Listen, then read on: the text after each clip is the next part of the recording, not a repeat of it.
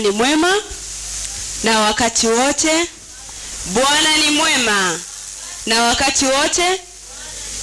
Ni matumaini yangu tumebarikiwa na kipindi kilichokwisha kuisha, kipindi cha Rejea Madhabahuni.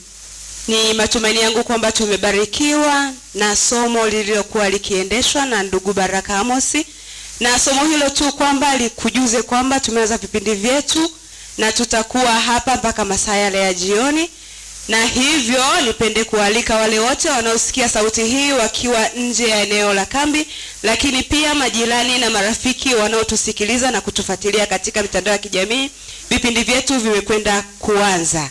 Na hivyo baada ya kusema hayo, niwaalike watu wote katika umakini wa siku hii ya leo. Kumbuka kwamba umekuja kukutana na Mungu wako, hivyo usiruhusu shetani aingilie kati uwepo wako mahali hapa. Wewe ni mtoto wa Mungu na Mungu yupo mahali hapa kukusikiliza na kutatua shida zako.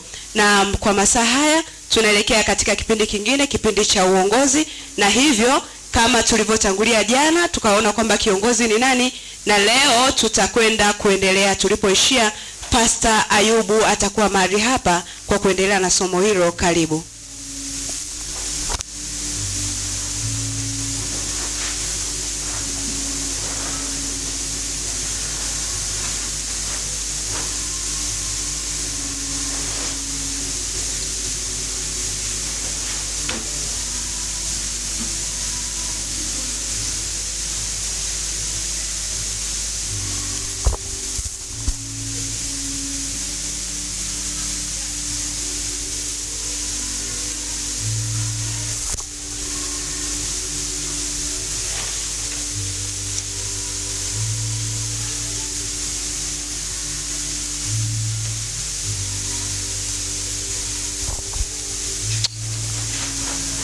Bwana Yesu asifiwe. Bwana ni mwema wakati wote. Wangapi wanabarikiwa? Mgeukie jirani yako, alafu mwambie jirani. Mwambie jirani. Mwambie tabasamu, Yesu anakupenda. Mwambie jirani. Tabasamu, Yesu anakupenda. Nimeona nyuso zenu hazina nuru. Kwa hiyo furahi na tabasamu, kwa sababu Yesu anafanya nini? Anakupenda. Kama kuna jambo moja ambalo tunatakiwa tujivunie ni kwamba Yesu anafanya nini? Anatupenda. Na hivyo asubuhi ya leo tutaenda moja kwa moja kwenye muendelezo wa masomo yetu ya uongozi.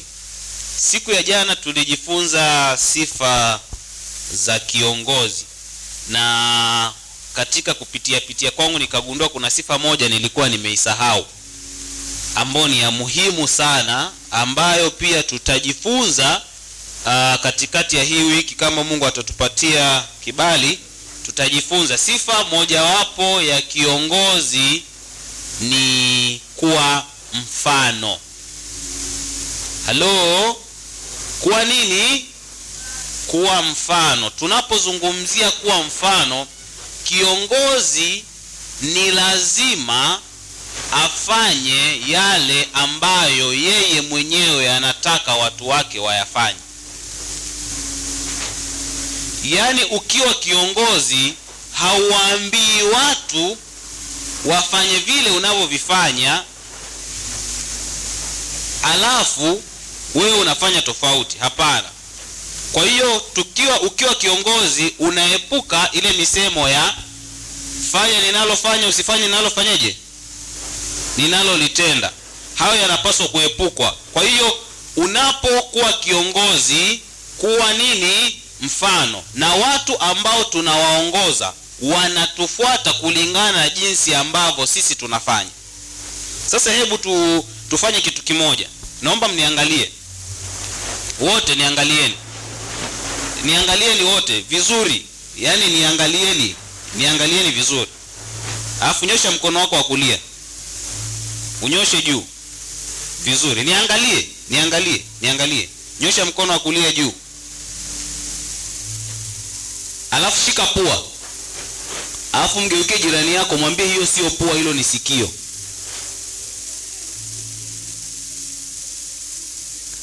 Umeona amefanya nini? Ameshika sikio. Kwa sababu nimefanya nini? Nimeshika sikio. Sasa ukiwa kiongozi, unapowaambia watu tunaenda kulia, wewe unaenda kushoto, wao wataenda wapi? Wataenda kushoto, hawataenda kulia. Kwa hiyo ukiwa kiongozi, jitahidi sana uwe mfano. Tukipanga mipango kwamba asubuhi saa 12 tutaenda kufanya uinjilisti, saa 12 kiongozi unatakiwa uwepo. Kwa sababu gani? Unapokuwa mfano, unawaambia watu kwamba ninayowaambia yanawezekana. Kwa hiyo ni sifa moja nzuri sana na ni kubwa sana. Kama kiongozi ni muhimu ukajifunza kwa nini? Kwa mfano. Sasa siku ya leo nataka tuanze na kuangalia aina za uongozi. Ninajua kwa wale ambao tumepita shuleni tumejifunza hizi sana. Na jambo moja ambalo natamani tutambue asubuhi ya leo ni kwamba unapokuwa kiongozi unaongoza watu wa aina tofauti tofauti. Na hivyo katika kundi la watu ambao umekabidhiwa, wapo watu ambao wanaweza kujiendesha wenyewe hata kama kiongozi usipokuwepo. Lakini pia wako wengine hawawezi. Lakini pia katika hawa tunaoongoza, wapo wale ambao utawaambia mara moja, wataelewa na watafanya. Lakini wapo wale ambao utawaambia mara ya kwanza, itahitaji urudie tena mara ya pili, uwaeleweshe vizuri, uwaonyeshe kwamba inawezekana, ndipo wafanye nini? Wafanye. Kwa hiyo hawa watu wote wapo. Ndivyo jinsi Mungu alivyotuumba. Kuna ambao wanaelewa haraka, kuna ambao hawaelewi haraka, na sio udhaifu. Kwa hiyo ukiwa kiongozi ni lazima ujiweke kwenye wakati ambao unaweza kubadilika. Na ndiyo maana tukajifunza na tutajifunza aina za uongozi, ili ufahamu kwamba aina hii ya watu wanahitaji aina hii ya uongozi. Lakini kwa mikakati ambayo tuko nayo sasa hivi, ni bora tutumie aina hii ya uongozi ili tufanikiwe haraka. Tuko pamoja wapendwa? Kwa hiyo aina ya kwanza, nilitafuta Kiswahili chake sikukipata vizuri, lakini wanasema ni uongozi wa kiimla. Kiimla. Uongozi wa kiimla, au tunasema ni autocratic leadership kwa lugha ya kikoloni. Kwa hiyo tunapozungumzia autocratic leadership au uongozi wa kiimla, hapa tunazungumza kwamba kiongozi anasema mimi ndiye ninafanya maamuzi. Yaani maamuzi makubwa yako kwa nani? Yako kwa kiongozi. Kwa hiyo kiongozi wa kiimla au autocratic leader, huyu ni kiongozi anayeshikilia mamlaka makubwa. Mamlaka makubwa na maamuzi makubwa anayafanya yeye.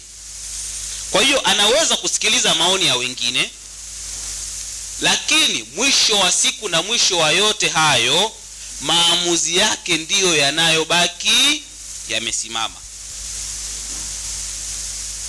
Kwa hiyo maamuzi makubwa anafanya yeye. Kwa hiyo sifa zake ni kwamba, jambo la kwanza, huyu kiongozi ana mamlaka makubwa. Lakini pia maamuzi kiongozi anapoamua kutumia aina hii ya uongozi, ni kwamba maamuzi yanafanyika haraka sana. Kama kuna jambo linatakiwa kutekelezwa, atakaa, atatafakari, atalipitisha kwenye tathmini, alafu atafanya. Nyie mnaweza mkapata feedback au akawaambia hii ndio final. Kwa hiyo maamuzi yanafanyika kwa haraka. Lakini pia wafuasi ambao anawaongoza wanashiriki, lakini kwa kidogo sana. Halo? Wanashiriki lakini kidogo sana. Sasa basi, inaweza ikasaidia sana aina hii ya uongozi wakati wa dharura. Wakati ambapo kuna dharura, lakini pia wakati ambapo maamuzi yanatakiwa kufanyika haraka. Lakini pia wakati ambapo kundi halina uzoefu wa kutosha na linahitaji mwelekeo wa wazi. Kwa hiyo utakapopewa kundi ambalo pia halina uzoefu wa kutosha katika nyanja fulani, labda kama umepewa kwa mara ya kwanza kuongoza idara ya vijana kwenda kwenye makambi ya vijana, hawana uzoefu, hawajawahi kufanya hivyo. Kwa hivyo unaweza ukatumia aina hii ya uongozi ili kuwapatia uzoefu na mwelekeo wa wazi. Kwa hiyo aina hii ya uongozi inafaa watu kama hao, lakini ina changamoto pia. Changamoto zake ni kwamba ikitumiwa mara kwa mara, kama utaiendekeza na ukaitumia mara kwa mara,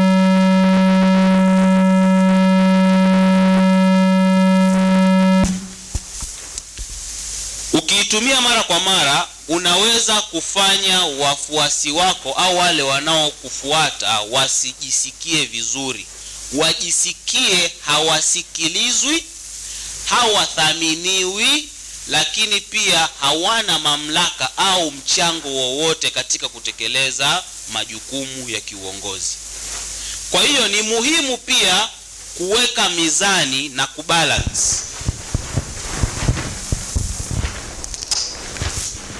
Aina ya kwanza ya uongozi. Aina ya pili ya uongozi ni uongozi wa kidemokrasia. Huu unajua tunaufahamu sana. Uongozi wa kidemokrasia. Sasa kiongozi anapoamua kutumia aina hii ya uongozi, anasema kwamba tunafanya maamuzi pamoja. Tunataka tufanye uinjilisti mwezi huu. Utaita watu, utawaambia mnaona tutumie mbinu gani?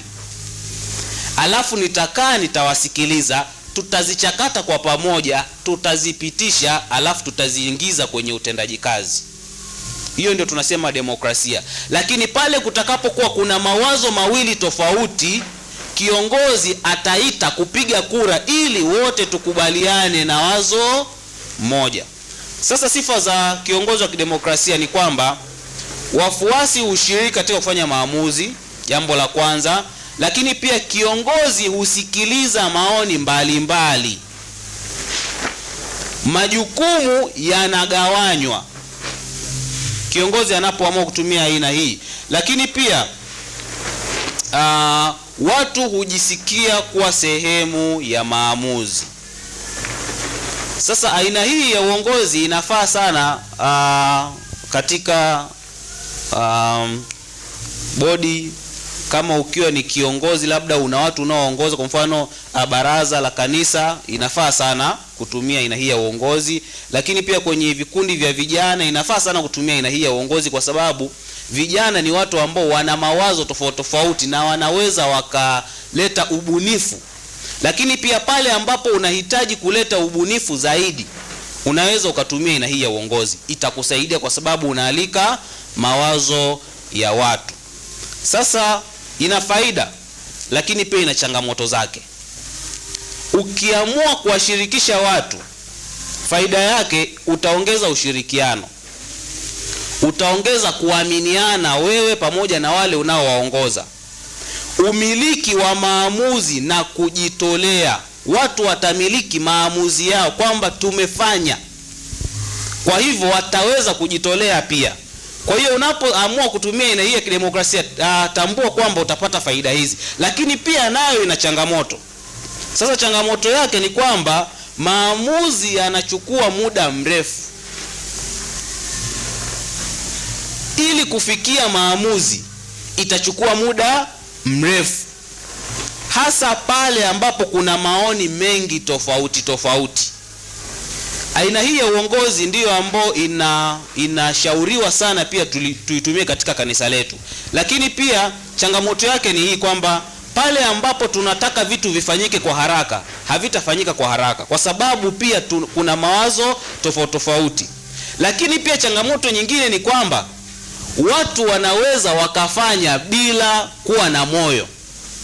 Kwa sababu mimi nikileta wazo langu na huyu akaleta wazo lake, alafu mwisho wa siku huyu wazo lake likakataliwa, sio rahisi yeye kukubaliana na wazo lenu, itamchukua muda. Kwa hiyo anaweza asiende na nyie 100%, au ikamchukua muda mrefu sana kukubaliana na hali. Kwa hiyo hii ina changamoto pia. Aina ya tatu ya uongozi ni uongozi wa kidikteta. Halo? Uongozi wa aina gani? Wa kidikteta. Sasa katika aina hii ya uongozi, kiongozi anasema neno langu ndiyo la mwisho. Neno langu ndiyo la mwisho. Ni aina kali ya uongozi wa kimamlaka. Kiongozi anakuwa na mamlaka makubwa. Kiongozi huwa na udhibiti mkubwa sana, na mara nyingi hataki kupingwa wala kuhojiwa. Mwezi huu tunafanya uinjilisti tarehe 20 kuanzia asubuhi saa 2. Hiyo imeisha. Hutaki, utapata adhabu au consequences kali. Kwa hiyo ni aina ya uongozi ambao ni mkali, lakini pia kiongozi mara nyingi hapingwi na wala hataki kuhojiwa. Kwa hiyo basi kuna utofauti kati ya kiongozi ule wa kwanza na huu, kwamba kiongozi wa kiimla, kiongozi anaweza kusema nimefanya uamuzi huu, sasa tuutekeleze. Lakini kiongozi wa kidikteta anasema huu ni uamuzi wangu na hakuna mtu anayeruhusiwa kufanya vinginevyo au kupinga. Kwa hiyo kule mwanzoni kiongozi kweli anatoa maelekezo, lakini anawashirikisha katika kutekeleza. Lakini hapa mtatekeleza aidha hamtaki au mnataka. Sasa sifa zake: mamlaka hukusanywa na mtu mmoja, upinzani hukatishwa tamaa na kuadhibiwa. Yaani ukitaka kuleta hoja unakatishwa tamaa, lakini pia unaweza kufanya nini? Kuadhibiwa. Kwa hiyo faida zake sasa, faida ya uongozi ni kwamba unaweza kufanya maamuzi haraka na kuleta utekelezaji wa haraka kama uongozi, kama aina ya uongozi wa kwanza. Lakini changamoto yake ni kwamba unaweza kusababisha hofu kwa wale unaowaongoza, chuki na kinyongo. Kwa hiyo ukiwa kiongozi, utakapoamua kutumia aina hii ya uongozi, tambua kwamba utakutana na changamoto za aina hiyo. Aina ya 4 ya uongozi na ya mwisho, huu ni uongozi unaitwa uongozi wa laissez-faire. Laissez-faire. Sasa hii sikupata tafsiri yake ya moja kwa moja ya Kiswahili, ila katika aina hii ya uongozi ni kwamba kiongozi anasema nawapa uhuru wa kuamua. Kiongozi yupo, lakini anawapa uhuru wa kufanya jinsi ambavyo mnataka. Kwa hiyo basi inamaanisha kwa ujumla kwamba waache watu wafanye. Kiongozi anasema waache watu wafanye, mimi sishiriki, au ninyi ndiye mtaniambia mimi nitafanya nini. Kwa hiyo basi katika mtindo huu wa uongozi, kiongozi huwapa uhuru mkubwa wa kufanya maamuzi na kutekeleza majukumu wale anaowaongoza. Katika anapowapa uhuru na kufanya wale ambao yale ambao wao wanataka, kiongozi ataingilia kwa kiwango kidogo sana. Kwa kiwango kidogo sana, au hata asiingilie kabisa. Sasa sifa za aina hii ya uongozi ni kwamba wafuasi wana uhuru mkubwa. Jambo la kwanza, kiongozi hutoa mwelekeo wa rasilimali tu, lakini pia wafuasi hufanya maamuzi wengi wenyewe. Kwa mfano, tukiwa na sabato ya vijana au program za vijana, kiongozi yeye atakaa mbali na kuambia vijana pangeni program wenyewe, alafu mwisho wa siku nitakuja tu kuangalia au kukagua. Kwa hiyo sasa aina hii ya uongozi inafaa katika mazingira gani?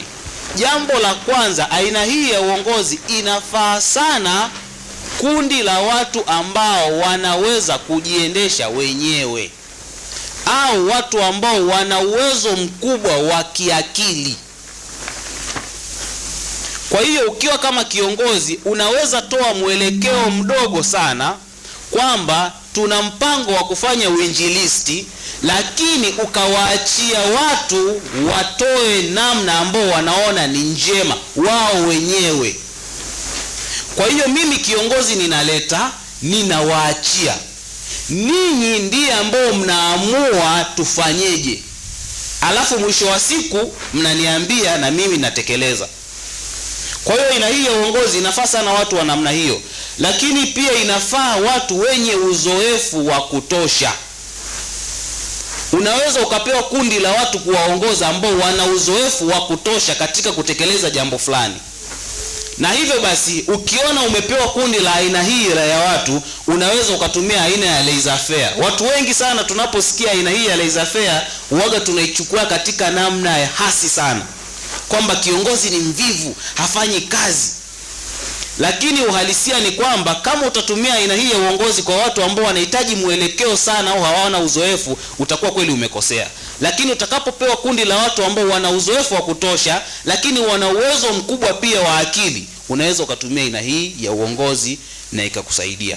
Kwa hiyo tunapokuwa viongozi ni muhimu kufanya tathmini kwamba tunaongoza watu wa aina gani, lakini tuna mipango gani ambayo inatakiwa kutekelezwa. Alafu tutakapoitambua ndipo tuchague sasa ni aina gani ya uongozi ambao tunaweza tukaitumia. Usitumie aina moja ya uongozi throughout mwaka mzima, kuanzia Januari mpaka Disemba, au baada ya kuwasoma watu wako badilika. Jiweke katika sehemu ambayo unaweza ukabadilika, ukatumia aina hii ya uongozi, lakini sehemu nyingine ukatumia aina fulani ya uongozi. Kwa hiyo Mungu atusaidie sana ili tuweze kutumia aina hizo za uongozi. Sasa leo tutajifunza pia kitu kingine.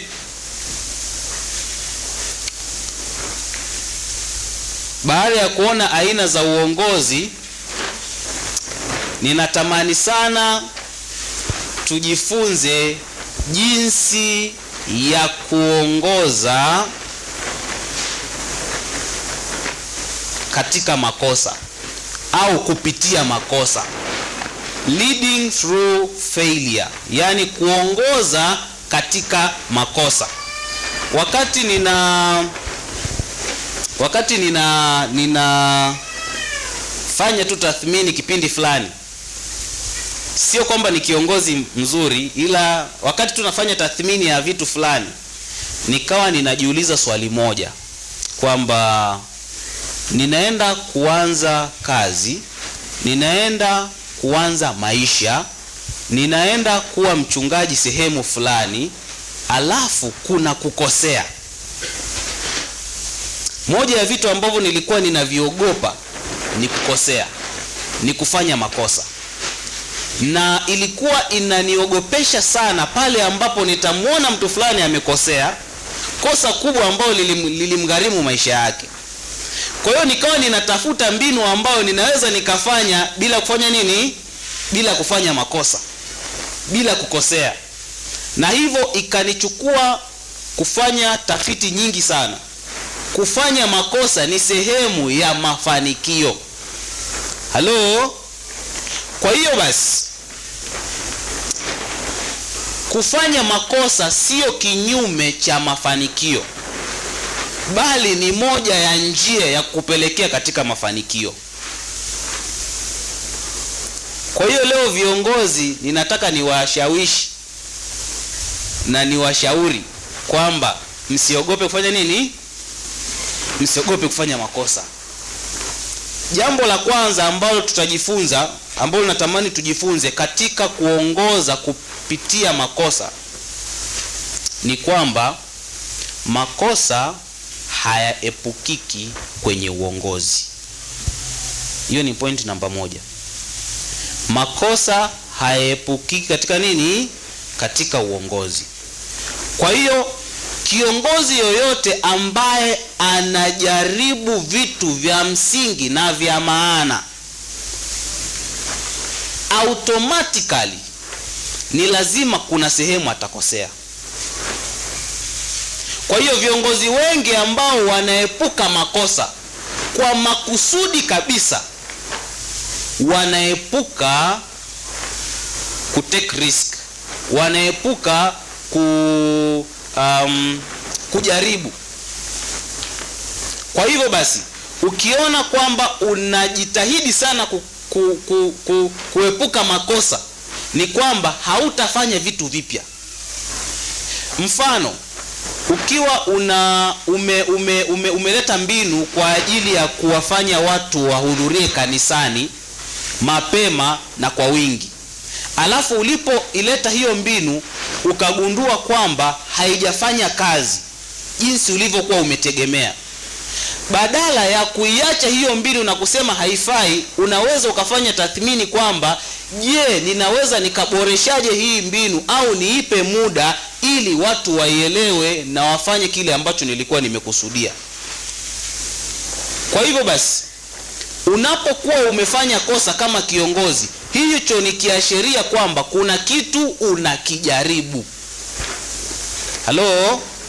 Unapokuwa umefanya kosa, inakuashiria kwamba kuna kitu unafanya nini? Unakijaribu.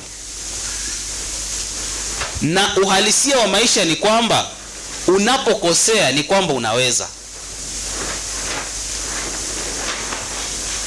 Yaani hata tu kwenye maisha ya kawaida, ukiwa unaendesha pikipiki alafu ukaanguka, ni kwamba umefanyeje? Umeweza kuendesha pikipiki, lakini kuna sehemu tu umefanya nini? Kwa hiyo unapojua ulipoanguka, kesho kutwa ni rahisi kusema kwamba jana nilishindwa kuingiza gia namba 2. Kwa hiyo kumbe ili niingize gia namba 2 natakiwa niachie mafuta, nishike clutch, niweke nini? Niweke gia, inaenda. Kwa hiyo ukifanya kosa ni kwamba kuna kitu unafanya nini? Kipo kwenye movement, kipo kinaendelea. Kwa hiyo kuna kitu unakijaribu. Lakini jambo la pili, makosa ni tukio, sio mtu.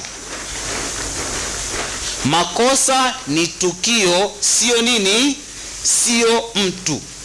Ukiwa kiongozi ukikosea, ni kile ulichokikosea, ila sio wewe. Makosa hayakufanyi wewe kuwa kwamba umeshindwa. Hapana. Na watu wengi wanajielezea kwa sababu tu ya kufanya kosa moja, kwamba tunajipatia identity, tunajipatia kujielezea jinsi tulivyo kwa sababu ya kosa ambalo tumelifanya. Kwa mfano, ukiwa umewasilisha kitu fulani alafu watu hawaja kifurahia, muda mwingi tunasema kwamba mimi sio mwasilishaji mzuri. Yaani nimepewa kipindi hapa, labda ni shule ya Sabato, alafu nikakitoa, baadaye watu hawajafurahia au sijapata mwitikio ambao nilikuwa ninategemea. Muda mwingi tukishatoka hapo tunajiambia kwamba mimi sio mwasilishaji mzuri au mimi sio mhubiri mzuri. Lakini kitu ambacho unaweza ukajiuliza ni kwamba ni wapi ambapo nilikosea, ili muda mwingine nikipewa nifanye nini? Niweze kufanya vizuri. Kwa hiyo akili yetu, jinsi ambavyo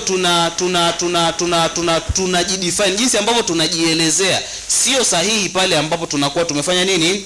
Tumefanya makosa. Lakini jambo la tatu ni kwamba viongozi bora na viongozi wazuri wanajifunza kutoka katika makosa ambayo wamefanya. Ni kweli kwamba tunapaswa kufanya makosa na tunapaswa tusiogope kufanya makosa. Lakini kama utakuwa unafanya makosa alafu haujifunzi kutoka katika makosa, utakuwa umekwama. Kwa hiyo unapokuwa kiongozi ni muhimu kufanya tathmini kila wakati.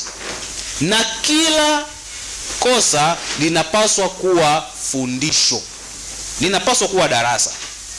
Jambo la 4,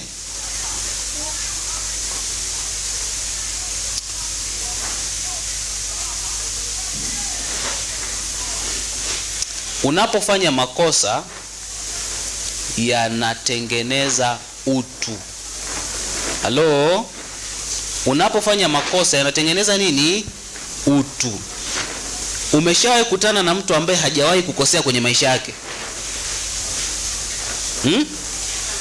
Mna uhakika?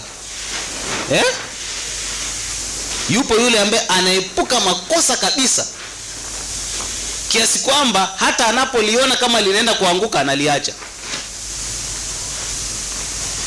analiepuka, anajaribu kitu kingine. Sasa unapokuwa haufanyi makosa, hasasa kwenye uongozi, unakuwa na kiburi kwamba nimefanikiwa bila kufanya nini? Bila kufanya makosa. Lakini kiuhalisia ni kwamba ukichunguza vizuri, kuna sehemu ulifanya nini? Ulianguka. Kwa hiyo unapokubali kwamba nimefanya kosa na hivyo nikainuka nikaendelea na safari ya uongozi, siku nyingine hautakuwa na kiburi, utakuwa na utu, utakuwa na utakuwa na utu kwa sababu uliwahi kukosea, na hivyo utajiambia kwamba pia mimi si malaika. Kwa hiyo ukiwa kiongozi ukakosea,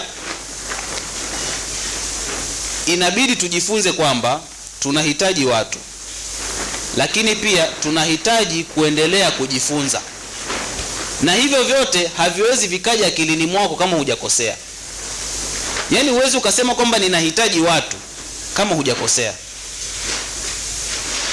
Kuna kipindi nilikuwa kiongozi sehemu fulani, alafu tukaweka mikakati vizuri sana, vikao vikakaa vya kupanga mikakati namna gani tutafanikiwa. Alafu baada ya hapo nikayavaa yote. Sasa nikawa mimi ndo nafanya, yani mimi ndo na execute. Wamesema hivi, mimi ndo nitafanya. Ilipofikia nusu ya mwaka, nikagundua kwamba kuna vitu vingi sana vilikuwa havijatendeka, na kuna vingi sana ambavyo nilikuwa nimevifanya tumefanikiwa, lakini si kwa vile ambavyo tulikuwa tumekubaliana. Ndipo nikafikiria kwamba ninahitaji watu wafanye, niwasimamie tu, kwa sababu wao ndio wana njozi zaidi ya vile ambavyo kwa wamenipatia. Kwa hiyo vitu pekee ambavyo vinaweza vikakupa utu kwamba ninahitaji watu ni makosa. Unapofika sehemu ukagundua kwamba siwezi, ni pale tu ambapo utakuwa umekosea. Lakini kitu kingine kitakachokuambia kwamba hapa inahitaji ujifunze ni baada ya kukosea. Ukisimama hapa shule ya Sabato ukapewa somo la kutoa, alafu haujalitoa vizuri, kama utakuwa na akili timamu utajiambia nahitaji kufanya nini? Kujifunza zaidi. Kwa hiyo kitu pekee kinaweza kuambia hivyo ni makosa. Lakini kwa nini makosa yanatufanya tuwe na utu na tushushe kiburi? Ni kwamba yanatuambia kwamba sisi si wakamilifu. Kwa hiyo ukiwa kiongozi, wewe si mkamilifu, na kitu pekee kinaweza kuambia hivyo ni nini? Makosa. Kwa hiyo ukiwa kiongozi, usiogope kufanya makosa, lakini jifunze kutokana na nini? Na makosa. Kwa hiyo jambo lingine ni kwamba inabidi utengeneze tamaduni ya kwamba makosa ni sehemu ya kujifunza. Ni tamaduni kwamba makosa yapo ni sehemu ya nini? Ya kujifunza. Sasa wale watu ambao tunawaona wamefanikiwa, ni viongozi wakubwa na wamefanikiwa, au ni wazuri katika kuorganize mambo, hawasukumi kila makosa ambayo wanakuwa wamekutana nayo. Kwamba una watu unaowaongoza wamefanya makosa, alafu kila anayefanya makosa either unamfuta, au kila anayefanya makosa unamtoa mbali, unamsukuma huko ili asidhuru. Lakini ni wale ambao wanapitisha makosa katika mchakato wa kufikiria na kusaidiana. Kwa hiyo wanatambua kwamba watu waliofanya makosa walifanya makosa wakiwa wanajaribu kitu fulani. Na huu ni utamaduni ambao kama kiongozi unaweza ukajitengenezea kwamba kila kosa linakuwa ni fursa. Kwa hiyo kama utatengeneza utamaduni huu, utakuwa umejifunza hivyo kwamba kila kosa linatakiwa lipitishwe kwenye mchakato wa kufikiriwa kwamba ni nini kimetokea na tunawezaje kurekebisha. Lakini pia tutatambua kwamba kila kosa ambalo linakuwa limefanyika ni kwamba limefanyika wakati mtu fulani anajaribu kufanya kitu fulani. Kwa hiyo unapokuwa kiongozi, makosa yasikufanye ukapaniki. Makosa yasikufanye ukakata tamaa. Makosa yasikufanye ukarudi nyuma. Makosa yasikufanye ukabadilisha mpango wote mzima au ukaamua kuwaachia watu uongozi. Hapana, makosa yawe fursa. Muda wangu umeisha, nikaribishe kama kuna swali au nyongeza.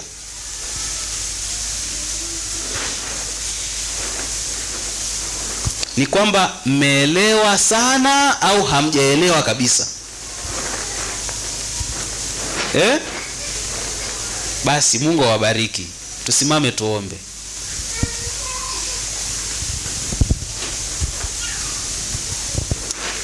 Tuombe.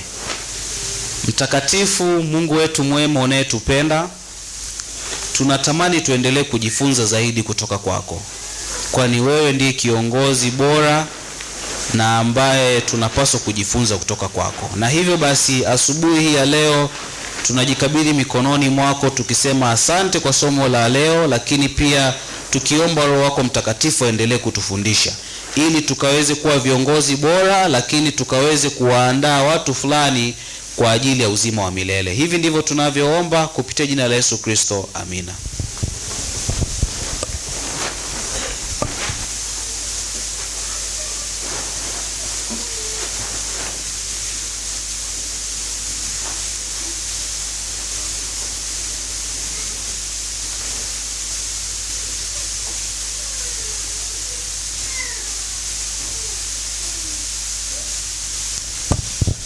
Bwana ni mwema na wakati wote.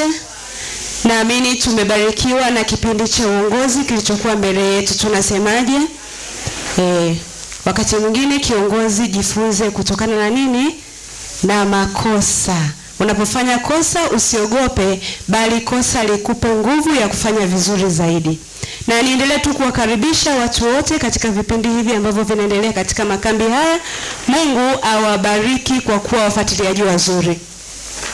Na nipende tu kualika katika kipindi kingine tena ambacho tunakwenda kukianza, ni kipindi cha mafundisho makuu ya kanisa la Waadventista wa Sabato. Na kipindi hichi kitasimamiwa na Pastor Isaya Kilala, na tunamkaribisha kwa ajili ya kipindi hicho ili tuendelee kujifunza na kusogea karibu na utukufu wa Mungu. Tunapokuwa tukiwa mahali hapa, ni kusisitize na kukuomba kwamba endelea kuzungumza na Mungu wako kila dakika, kila saa. Hakikisha roho yako na akili yako vinasikia sauti ya Mungu ipasavyo. Basi Mungu awabariki. Mchungaji, karibu.